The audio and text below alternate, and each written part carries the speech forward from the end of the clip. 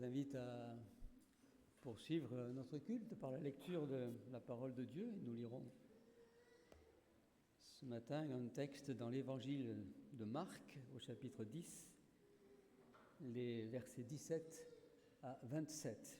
Digartank astuzochosken margosi avedaran daserort keluch das yoterort hamaren minchev kasan yoterort hamarnera bidigartank.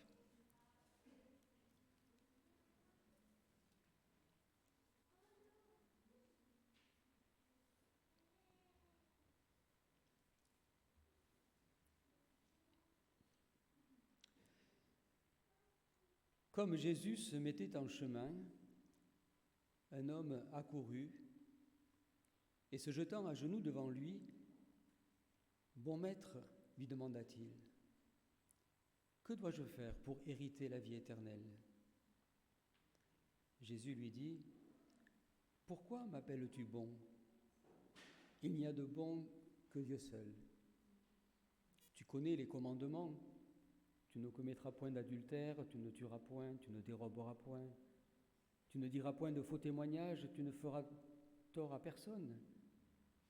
Honore ton père et ta mère. » Il lui répondit, « Maître, j'ai observé toutes ces choses dès ma jeunesse. » Jésus, l'ayant regardé, l'aima et lui dit, « Il te manque une chose. Va, vends tout ce que tu as, donne-le aux pauvres et tu auras un trésor dans le ciel. Puis viens et suis-moi. » Mais affligé de cette parole, cet homme s'en alla tout triste, car il avait de grands biens. Jésus, regardant autour de lui, dit à ses disciples qu'il sera difficile à ceux qui ont des richesses d'entrer dans le royaume de Dieu. Les disciples furent étonnés de ce que Jésus parlait ainsi. Et reprenant, il leur dit, « Mes enfants, qu'il est difficile à ceux qui se confient dans les richesses d'entrer dans le royaume de Dieu. Il est plus facile à un chameau de passer par le trou d'une aiguille qu'à un riche d'entrer dans le royaume de Dieu. » Les disciples furent encore plus étonnés. Et ils se dirent les uns aux autres, « Et qui peut être sauvé ?» Jésus les regarda et dit, « Cela est impossible aux hommes, mais non à Dieu, car tout est possible à Dieu. » Que dois-je faire pour recevoir la vie éternelle ? C'est étrange, les trois évangiles synoptiques placent cet événement après la bénédiction aux enfants. On passe des enfants à des riches. Sacré contraste. Alors qu'aux uns, Jésus disait que le royaume de Dieu était pour eux, était semblable à eux, ici aux autres, il leur dit, c'est impossible pour vous d'entrer dans le royaume de Dieu. La question de cet homme qui vient vers Jésus témoigne tout de même d'une belle sagesse. En effet, cet homme, qui apparemment a tout ce qu'il faut pour être heureux, vient vers Jésus et lui demande une chose particulière. C'est-à-dire que cet homme a pris conscience que la vie, ce n'était pas seulement ce qu'il était en train de vivre, qu'il y avait autre chose. Il avait besoin d'autre chose. Cet homme vient en courant devant Jésus, parce qu'il a réalisé le caractère passager de la vie.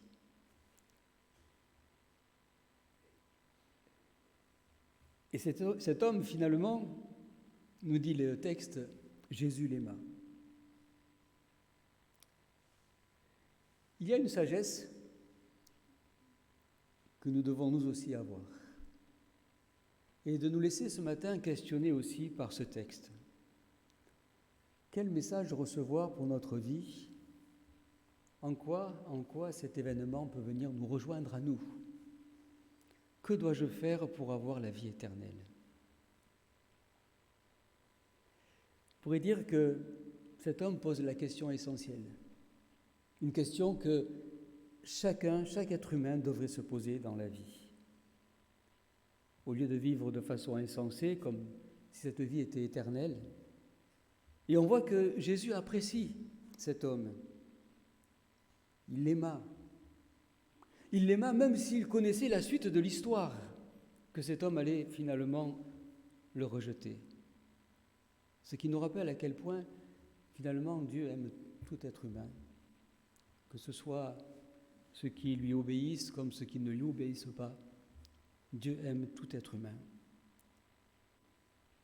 Peut-être que ce matin, nous sommes venus comme cet homme. Peut-être que nous nous posons la même question. Que faut-il faire pour recevoir la vie éternelle ? Qu'est-ce que je dois faire ? Ou bien peut-être que c'est d'autres questions que nous avons les uns et les autres, par rapport à ce que nous vivons, par rapport à nos attentes ou par rapport aux attentes de Dieu. Qu'est-ce que Dieu attend de moi ? On peut se poser toutes ces questions. Ce sont là des questions qui sont importantes et qui, on le voit, ce sont des questions que Jésus apprécie. Il est important pour nous, lorsque nous avons ce genre de questions, de venir devant lui et de lui poser les questions. Et une chose est certaine, c'est que Dieu sera toujours attentif à ces questions qu'on lui pose, qu'elles soient personnelles ou qu'elles soient plus communautaires ou peut-être encore plus largement. Et c'est la première chose qui est à retenir ici, c'est à quel point le Seigneur ne rejette personne. Que quiconque s'approche de lui, il va toujours avoir un accueil.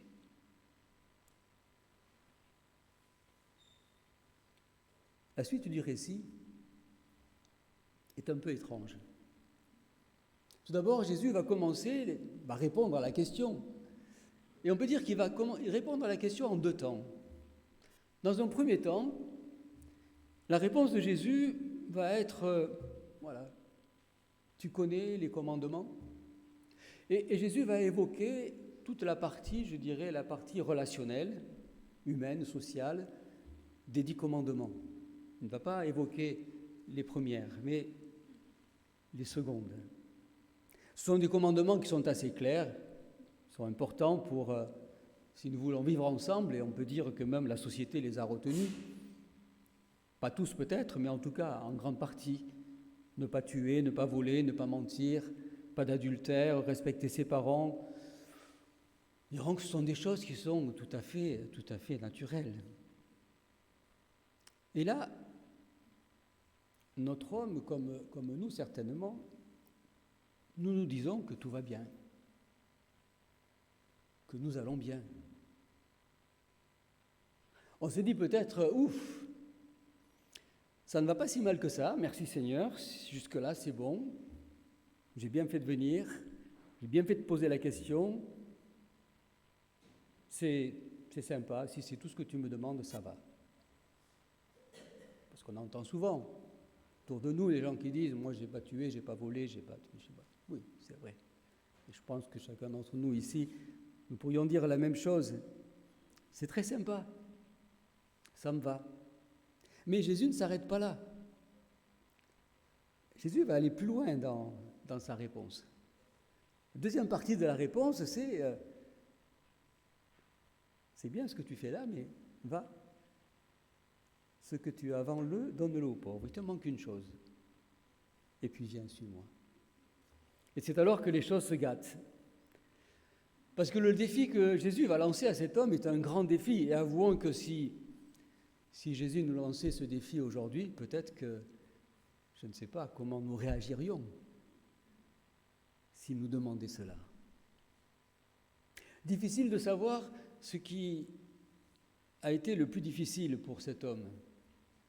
Est-ce que le plus difficile était de vendre ses biens ou de les donner aux pauvres ? Ou est-ce que le plus difficile, c'était de suivre Jésus ? Probablement, d'après les remarques du texte, on peut dire que c'est certainement son attachement à ses richesses qui lui a fait changer d'avis. Mais posons-nous la question ce matin. Que penser de cette demande de Jésus? Est-ce que cette demande de Jésus nous concerne?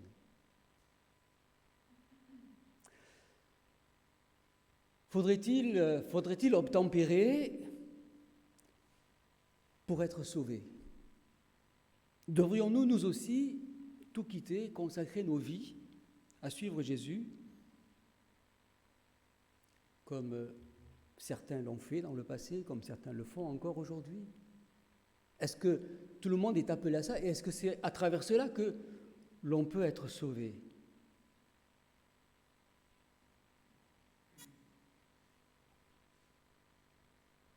Mais il n'est pas question de cela ici, justement. Et on pourrait se tromper et on pourrait croire qu'à travers cette parole de Jésus, on aurait ici une sorte de salut par les œuvres. Fais ce que je te dis de faire et puis tu seras sauvé, tu auras la vie éternelle. Mais ce n'est pas du tout ce que Jésus va conclure dans ce texte. Jésus va lancer ce défi à cet homme pour que les disciples et nous aussi, nous comprenions que finalement, ce n'est pas possible pour nous de nous sauver nous-mêmes. C'est impossible. C'est la conclusion que Jésus va tirer dans cette rencontre. Et les disciples l'ont bien compris, que ce que Jésus demande, ce n'est pas possible. Que nul ne peut, par ses bonnes œuvres, par sa bonne volonté, par tout ce qu'il veut donner, nul ne peut entrer dans le royaume de Dieu par lui-même, par ses propres forces. Et les disciples l'ont bien compris. Ils l'ont bien compris puisque la question qu'ils posent à Jésus, c'est de dire, mais alors, qui peut être sauvé?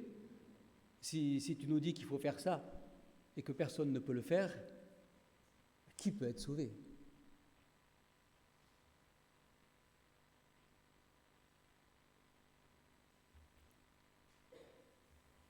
Impossible aux hommes. Et c'est ce que nous devons nous aussi comprendre et admettre.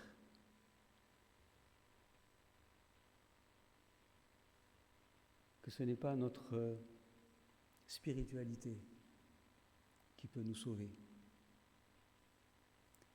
Tout est possible à Dieu. Et c'est le message que Jésus veut faire passer ici, dans cette rencontre. À la question « Que dois-je faire pour recevoir la vie éternelle ?» Jésus répond en quelque sorte « Rien. Tu n'as rien à faire. » Tu n'as rien à faire parce que ce qu'il faudrait faire, c'est hors de ta portée. Tu ne peux pas le faire. Dieu seul peut te sauver. Dieu seul peut te donner la vie éternelle. Et il te la donne gratuitement à tous ceux qui croient. C'est une belle réponse à la question. C'est le sacrifice de Christ à notre place qui nous libère de la condamnation et qui nous donne accès à la vie éternelle. Pas étonnant que ce récit suive la bénédiction des enfants, où tout semblait si simple. Parce que là encore, tout est aussi simple. Que dois-je faire pour recevoir la vie éternelle? Jésus dit rien. Quelle grâce! Comment ne pas le louer comme on le chante parfois? Comment ne pas nous mettre davantage à son service, au service de nos semblables? Comment ne pas mettre nos vies à son service? Oui. À travers ce texte, le Seigneur nous rappelle que tout est possible à Dieu. Tout est possible à Dieu pour cette question du salut, mais aussi pour toutes les autres questions que nous pouvons nous poser. Que ce soit pour nous, pour nos familles, notre Église. Celui qui a rendu possible et qui rend possible notre salut, a aussi reçu tout pouvoir dans le ciel et sur la terre, aujourd'hui encore, pour répondre à nos questions, pour répondre à nos besoins, pour pourvoir à tous nos besoins. Alors, réjouissons-nous ce matin. Rendons grâce à Dieu alors que nous allons prendre ensemble la Sainte Seine, qu'à nouveau nous puissions la prendre avec un cœur débordant de reconnaissance. Parce qu'effectivement, c'est en Jésus que nous avons la vie éternelle. Et si tu crois en lui, alors tu as reçu la vie éternelle. La réponse est claire. Il n'y a rien d'autre à rajouter. Alors que bien souvent nous aurions tendance, nous aussi, à en rajouter un petit peu quand même. C'est pas si facile que ça. Est-ce qu'il ne faudrait pas faire un peu quelque chose? Non. Que faut-il faire pour être sauvé, recevoir la vie éternelle? Rien, dit Jésus. Il te suffit de croire. Alors que cette grâce puisse réellement produire en nous toujours plus de louanges et de reconnaissance. Et puis que cette grâce aussi soit une grâce qui soit active, productive en nous, qu'elle nous donne de faire justement ces bonnes œuvres qui sont mentionnées ici. Que Dieu renouvelle en chacun de nous la joie du salut, l'espérance de la vie éternelle et aussi que nous n'oublions pas la fin de sa phrase. Et toi, suis-moi. Suivons le Seigneur dans tout ce qu'il nous dit de faire, non pas pour recevoir la vie éternelle, mais simplement par amour pour lui. Soyons de ses serviteurs et de ses servantes pour sa gloire. Que Dieu bénisse sa parole. Amen.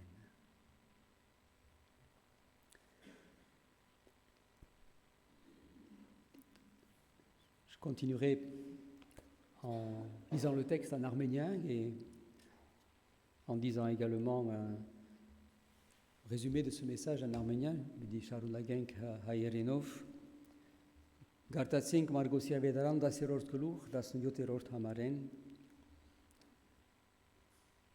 Երբ անիգա դուրս ելավ ջամփուն մեջ ահա մարդ մը վազեց ու անոր արչև ձունգի կալով հարցուց անոր ու ըսավ Բարի վարդապետ ինչ ընեմ որ հավիտենական կյանքը ժառանգեմ Հիսուսը սավանոր ինչու զիս բարի կանվանես մեգենզատ բարի չգա որ է Աստված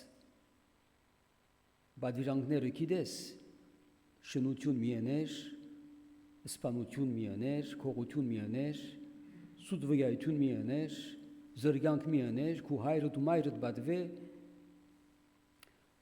անիգա բադասխան դվա ոսավանոր վարտաբետ, ասոնք ամենքը մանգուտնես ի վեր բայեր եմ, Հիսուս անոր նայելով սիրեց անիգա ոսավանոր մեկ բան բագաս է կեզի, Կնա, ունեցածդ ձախե, դուր աղկատներուն ու երկինքը կանց պիտի ունենաս և խաչը վերցուր ու եկուր իմ ետևես։ Անիգա այս խոսքին համար հորորելով դրտմած քնած վասնզի շատ ստացված կուներ։ Հիսուս իր շուրջը նայելով ըսավ իր աշակերտներուն, որ չափ դժվար է Աստուծո թագավորությունը մտնել անոնց, որ հարստություն ունին։ Աշակերտները զարմացան անոր խոսքերուն վրա, բայց Հիսուս նորեն շարունակեց ու սավ անոնց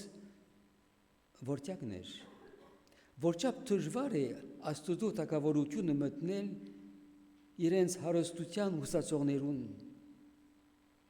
Ճյուրին է, որ ուղդը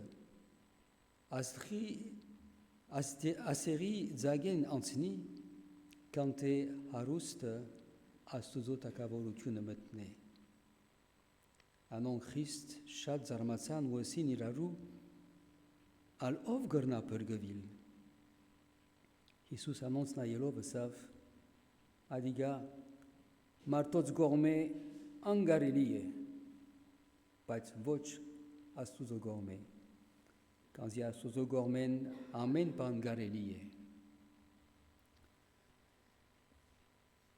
Ինչն եմ, որ հավիդերանական կյանքը ժառանգեմ։ Կարևոր հարցումն է, որ այս մարդը Հիսուսի գուղ է։ Եվ անպայման մերկե որ բոլորս ալ ունենանք մեր կյանքին մեջ այս հարցումը։ Գնանք ասել, որ այս մարդը բավական իմաստություն ունի, քանի որ գիտենք թե ամեն ինչ ուներ, սակայն գիտակից եղավ, որ իր կյանքը վաղճանը պիտի ունենա։ Եվ գմդացե աբակային թե ինչ պիտի լա։ Ինչ ունենք եւ ինչ ունելու ենք Աստուծո թակավորությունը ժառանգելու համար, հավիտենական կյանքը ժառանգելու համար։ Հիսուս ինչ պատասխան տվավ։ Առաջին պատասխանը Հիսուս բادرանքները գույշե։ Երբ որ բادرանքները գույշե, կտեսնենք, որ եւ վիդեոսենք բոլորս ալ նաեւ որ ինչպես այս մարդը մենք ալ, այսինքն ոչ մարսասպան ենք, ոչ կողություն գնենք, ոչ սուտ գխոսենք, ուրեմն լավ ենք։ Սակայն Հիսուս գսե, որ ասիկա բավարար չէ։ Բավարար չէ, կուրազդ բավարար չէ։ Կնա եւ ունեցածը ծախե։ Եվ անե որ գտեսնենք, թե բատմությունը քիչմը գփոխվի։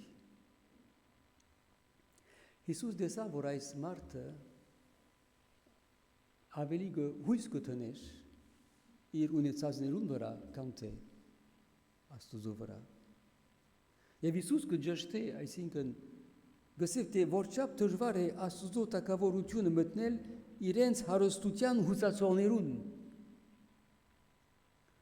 Դժվար է մտնել Աստուծո թակավորության մեջ մեր ունեցածներով։ Դժվար է մեր ուժերով, դժվար է մեր բարի գործերով։ Եվ Հիսուս նաև գսե թե անգարելի է։ Անգարելի է, որ մենք գարենանք արտարանալ Աստուծո առջև, գարենանք արտարալ, անգարելի է։ Ահա Հիսուսի պատասխանը։ Նախ ինչ ընելու եմ, Հիսուս գսե ոչինչ, գարելի չէ, չես կրնալ։ Սակայն գշարունակ է Հիսուս։ Գսե մարդոց գողմեն անգարելի է, բայց Աստուծո համար գարելի է։ Ահա Հիսուսի պատասխանը այս հարցումին։ Ինչ անել հավիտենական կյանք ժառանգելու, ինչ պետք է անեմ, միայն մեկ բան հավատալ Հիսուս Քրիստոսի իր կատարած փրկության, ինչ որ պիտի գրվին հիշենք այսօր հաղորդություն առնելով։ Հիսուս ինքը կատարեց, ինքը ըրավ ինչ որ պետք է անել, եւ մենք չենք գնար անել մեր մեղքերու կավությունը։ Որչափ մենք փառք դալու ենք այս շնորհքին համար։ Եվ մոռանալու չենք, որ Հիսուսը շարունակեց իր խոսքը, ասելով եկուր իմ երևես։ Կնշանակե, որ լավ բան է հավատալ, ապաշխարել, հավիտենական կյանքին վստահություն ունենալ, բայց պետք է որ Հիսուսի հետևենք իրեն, զասված սիրենք, մեկ սիրենք եւ նաեւ ծառայենք եկեղեցին մեջ։ Ուրեմն դեռ որ մենք հետևենք այս խոսքերուն եւ այս օրինագին, դեռ որ հասկանանք, թե ոչ մեկ բան կարելի չէ անել բրգվելու համար, միայն ընդունելու ենք շնորհքը եւ յետքը ապրելու ենք այս շնորհքը։ Դերորդն է իր խոսքը։ Ամեն։